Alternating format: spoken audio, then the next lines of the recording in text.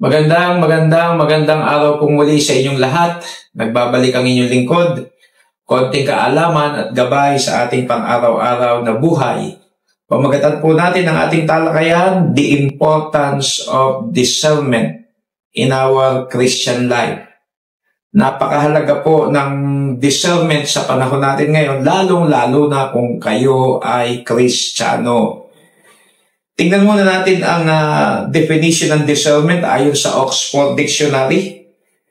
Ang discernment po, ang ibig sabihin ay the ability to judge well. The ability to judge well, or another definition ay wise way of judging. Kaya napakahalaga po nito kasi hindi po lingid sa inyo na talagang naglipa na ang mga maling aral. Discernment is more necessary now than ever before to protect against false teaching and to walk a path of holiness. Para patuloy na maging tumpak yung lakad natin sa Panginoon, mahalaga na tayo'y may discernment sa araw-araw para hindi magkamali sa decision at para makita talaga natin yung tama at mali. Ngayon, hindi lang kasi basta tama at mali. Gustong-gusto ko po itong sinabi ni Charles Spurgeon regarding discernment. Pakinggan po ninyo, ang ganda. Sabi ni Charles Spurgeon ay ganito, discernment is not knowing the difference between right and wrong. Hindi basta yung right and wrong lang. It is knowing the difference between right and almost right. Yun ang mahirap sa isang mananampalataya, yung tama at mukhang tama. Kaya napakahalaga ng katagang discernment. Ngayon, paano natin makukultivate? Ways to cultivate a spirit of biblical discernment. Paano natin makukultivate ang sarili natin sa katagang discernment? Remember, ang discernment po ay gift ng Diyos yan. At dapat pag ikaw ay mananampalataya, meron ka niyan. Higit pa yan dun sa 5 senses na meron tayo bilang mga tao.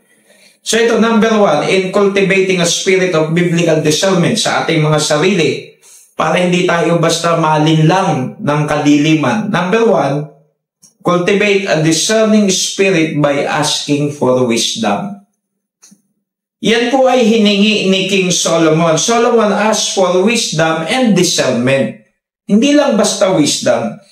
1 Kings 3, 1-15, James 1:5.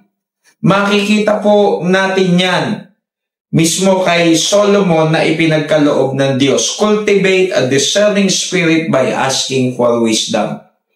Available po ang tulong at karunungan na pwedeng ibigay ng Diyos. Humingi tayo libre, walang bayad, by faith. So, kailangan natin ng everyday wisdom. Pangalawa, cultivate a discerning spirit by reading the Word of God. Ito po ang tutulong sa atin. Ito, sa salitang right discernment, ito, nandito kasi lahat ang gusto at ayaw ng Diyos. Nandito po. Kinakailangan patuloy kang bumabad sa salita ng Diyos, mag-aral ng salita ng Diyos, mag-devotion, mag-meditate, pwede kang magpa-advise, pwede mong i-check mula sa liwanag ng salita ng Diyos.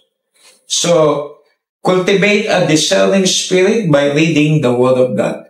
Number 3, cultivate a discerning spirit by turning away from evil. Hindi ka magkakaroon ng tamang judgment, hindi ka magkakaroon ng discernment from God, hindi magiging maliwanag yan kung ikaw ay nananatili sa kasalanan, nakababad sa kasalanan, at mas pinipili mo yung daan ng kadiliman kesa doon sa lumakad ka sa liwanag ng Diyos. Discernment.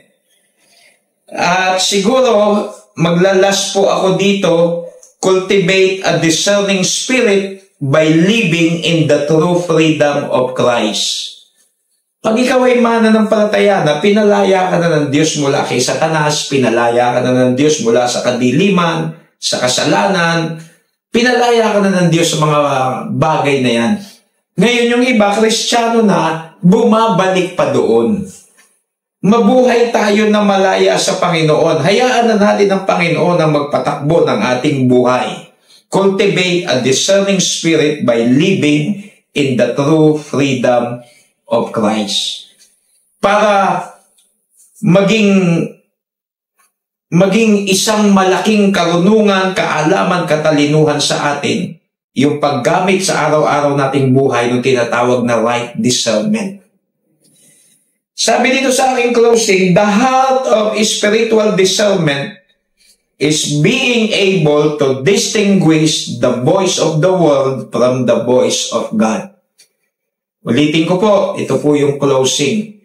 The heart of spiritual discernment is being able to distinguish the voice of the world from the voice of God. Doon tayo sa tinig ng Diyos. So I hope meron po tayong napulot na aral kahit papano. Sign off na po ako. Ito po ang inyong lingkod, ang Peke Kano.